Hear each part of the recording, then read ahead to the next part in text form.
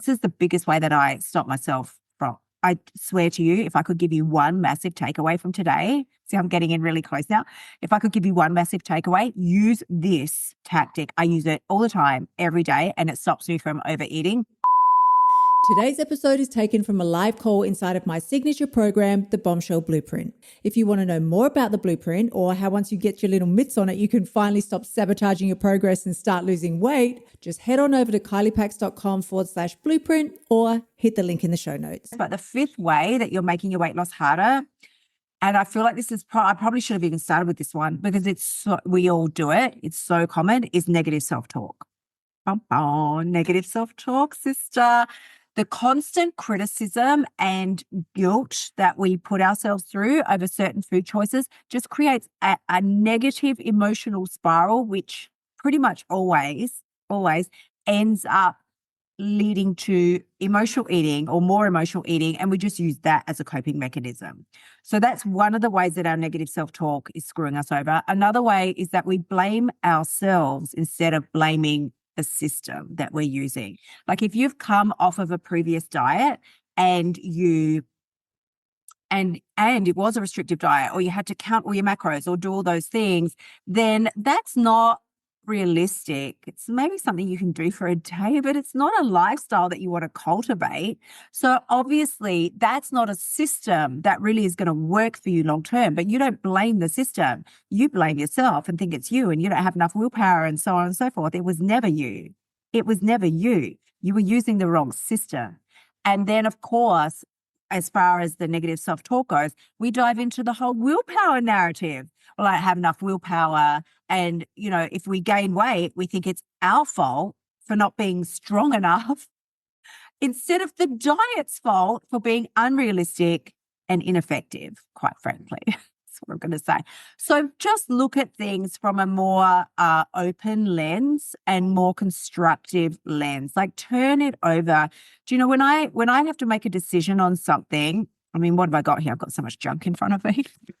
This is probably not the best example, but I've got some hand cream here. When I have to make a decision, I will look at the issue from every possible angle, inside out, upside down, side to side, like every possible angle. I will assess the situation. I put myself, if it involves another person, I put myself in their shoes. If they this or if they that, would I feel the same way? And if they said, and then blah, blah, blah, how would I feel? And all those types of things. I project myself into the future very often. How will this decision, this is the biggest way that I stop myself from. I swear to you, if I could give you one massive takeaway from today, see, I'm getting in really close now. If I could give you one massive takeaway, use this tactic. I use it all the time, every day, and it stops me from overeating. I project myself into the future. How am I going to feel about this tomorrow? It's just the only question that I ask. How am I going to feel about this decision tomorrow? Is this going to make me feel good about myself or more shit about myself? Every single time, if we're talking about overeating, of course I'm going to feel more shit about myself. So I don't do it. Simple as that. That stops me because my drive to feel good long term is now stronger than my drive to feel, like just go a bit off the rails in a particular moment. I care more about feeling good in my body all day tomorrow than I do about some extra flavor in my mouth for 2 seconds now. You've got to weigh it up. We talked about this, and I talk about this a lot inside of the self-sabotage course. You've got to make an equal exchange. Don't fuck yourself over by making an unequal exchange or unequal exchange. Don't do that. That's stupid. We're not going to do that. And so the example I use inside of the self-sabotage course is you could equate it to me asking you, do you want $100 now or do you want $100 in a year's time? And you would obviously say, well, just give me the $100 now. Like money, the $100 now is better than $100 in a year's time. I'll go spend it now. So that's great. But if I say to you, do you want $100 now or $100 million in a year's time? Well, now I'll wait a year because it's not an equal exchange. But that is what you're doing every single time you choose to overeat. And I've totally lost my train of thought. Oh my God. Because I think I'm thinking about the money. And I'm like, man, yeah, $100. What could I buy with that? My mind just skipped off into fairyland. That is what you're doing every single time you do this with food. You are taking an unequal exchange. It's the same as we say to you, do you want this extra cookie now, or this extra little few bites of food now, or whatever it is? Do you want this now, or do you want the life and the body of your dreams in a year's time? And you go, oh, I'll take the cookie now. That is not an equal exchange. You just fucked yourself over so badly. Think about it, people. Think about it. So really understand, where was I? Negative self-talk. This is what it's actually about. So don't blame yourself. Don't hate the player, hate the game. That's what it's about. And get with your the willpower narrative is just bullshit.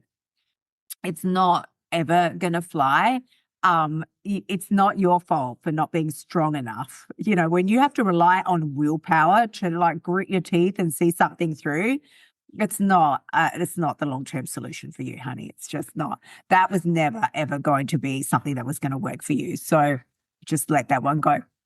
The sixth way that we screw ourselves over, or that we're making our weight loss harder, is by having I'm going to say an acute lack of emotional awareness. If you are not open to processing your emotions effectively, then you're not going to be able to avoid nobody can avoid uncomfortable feelings. But if you're not open to processing your emotions and just dealing with them, feeling them, then you're going to eat to avoid those uncomfortable feelings. And that is a given. So instead, rather than dealing with the underlying issue, so rather than whatever is making these feelings come up, rather than addressing that and dealing with that and whatever, it might not be something that you can deal with. I've all told you a million times about the example with the third party in my life, and that I can't get rid of, and their hell-bent drive to destroy me physically, emotionally, mentally, financially, that they want me that I can quite confidently say, if I died of something really sad, dance on my grave. They would. Something isn't right. Something is not right up there. So, and that's okay. Let them do what they want. That's okay, right? But why I'm saying this is because I have this situation, and it does rear its ugly head, and then I have to deal with the uncomfortable emotions. Now, if I was going to eat over this scenario, I would be the size of a house, because it's relentless in its pursuit. But there will be days when I wake up in the morning and it's the first thing I think about. If I think about it too much now, I'll burst into tears. So it's the first thing I think about, and then I go to bed at night and it's the last thing I think about at night, and it's exhausting and it's draining and it makes you sick. Like, these are the sorts of things. So there are different levels of problem, right? So I have this problem, but I've also had the problems of nursing a sick parent, through to their, through to their death. I just recently lost, my beautiful uncle. There are different levels of problems. You might have a child that's dealing with a drug issue. You could have a teen pregnancy. You might be pregnant, and it's unexpected, and it's all like just your head is spinning. Like, what are you going to do if you are not willing to feel these emotions? You're going to eat to stuff them down. And when I say feel them, please, let's be really clear. I've said it before, and I'll say it again. Emotions last 90 seconds in your body. 90 seconds. Are we going to eat and destroy our lives over something that will be gone in 90 seconds?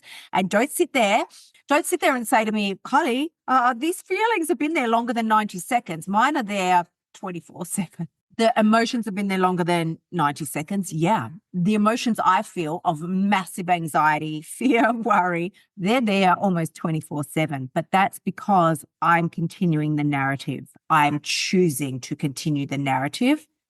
As much as I don't want to admit it, it's my choice. I'm choosing to continue the narrative. It's underlying in the back of my mind. What if? And if they do this, then I can do that. But if they do this, then what can I do? That will destroy me. And oh my God. But maybe if I do this, then they'll love me again. Like whatever, right? I'm not talking about a male-female relationship. Like, you all know who I'm talking about, but I can't. So I am the one that is choosing to continue the narrative, which is sad, and then also bloody brilliant, because that means I'm the one that can choose to shut that shit down. Shut that shit right down. For me, being a human that cannot control, so I'm just always going to use this example because it's the best example I've got. I can't control another person or their choices, nor would I want to, really, because I wouldn't want someone doing that to me. I don't want to control them. I wish they would leave me alone.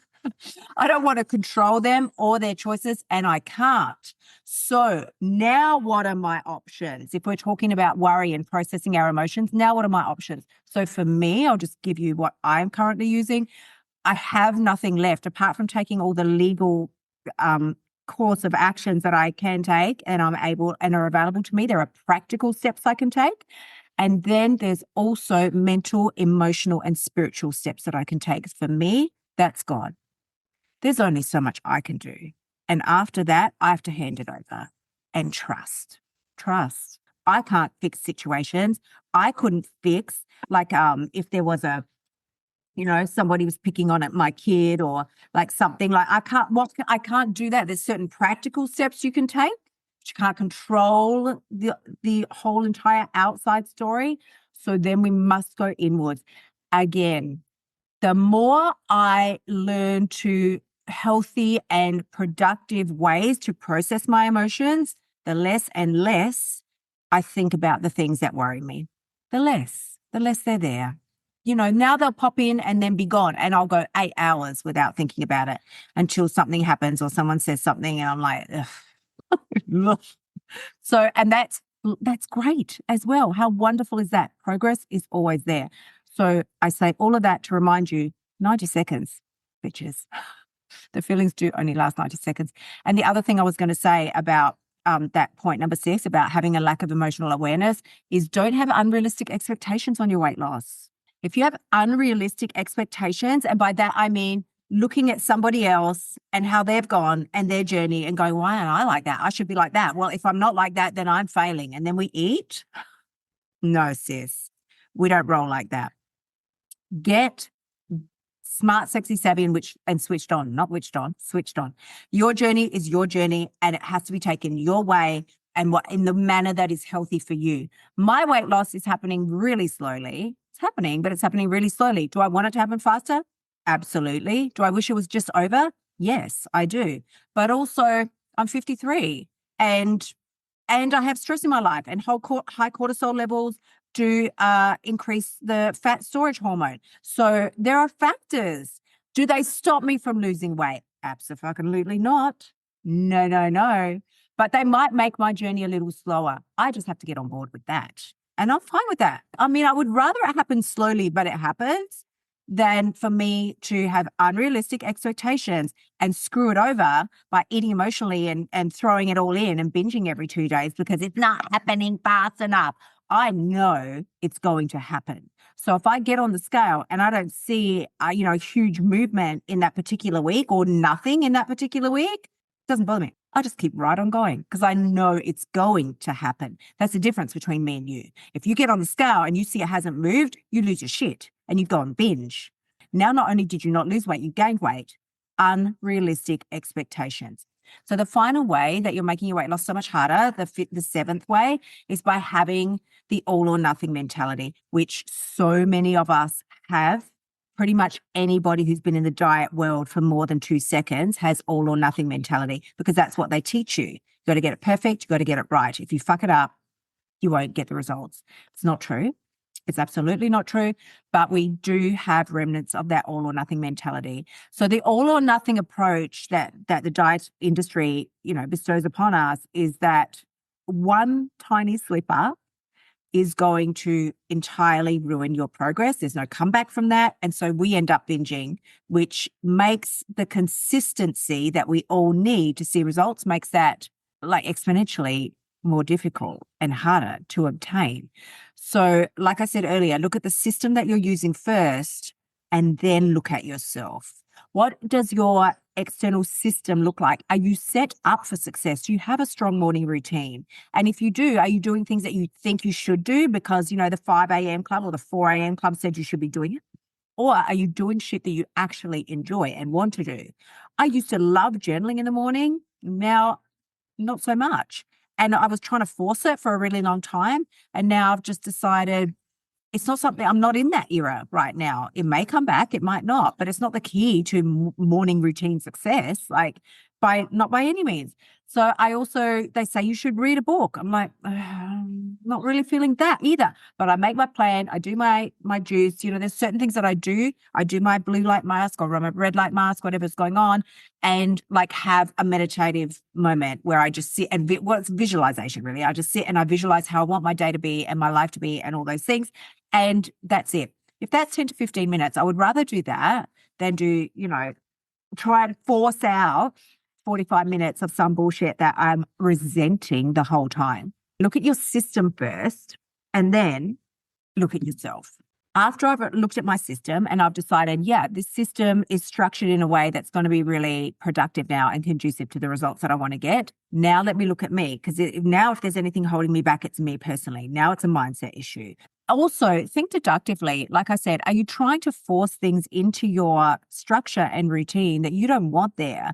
Take that shit out. If it doesn't feel good to you and you're just forcing it, it's not doing you any good anyway. So get rid of it. Just get rid of it. Have a flexible mindset versus a fixed mindset. That's always going to be the biggest fast track to success. Thank you so much for tuning in. Remember to shimmy your butt over to KyliePax.com and join me inside of the Bombshell Blueprint so you can stop emotional eating and start losing your weight now.